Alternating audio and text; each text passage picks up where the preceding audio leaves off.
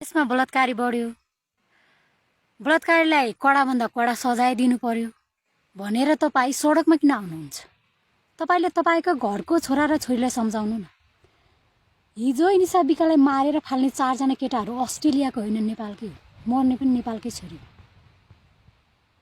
कस्तो शिक्षा रहेछ त भन्ने कुरा त त्यहाँबाट प्रश्न भयो।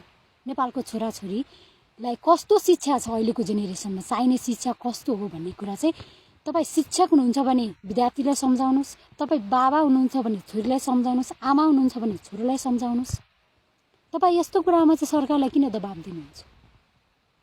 पुरानो संविधान खारेज गरेर नयाँ संविधान चाहियो रे। पुरानो संविधानमा के छैन? धारा उपधारा सबै छ। तपाईको छोरोले पढ्ने किताबमा पनि छ। त्यही छोरोले गएर बलात्कार गर्यो त।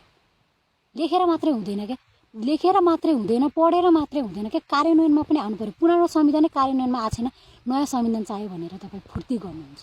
तपाईको घरको छोराछोरीलाई सम्झाउनु न त्यसरी। त्यो पुरानो नियम कानुनलाई नै तपाईले पालन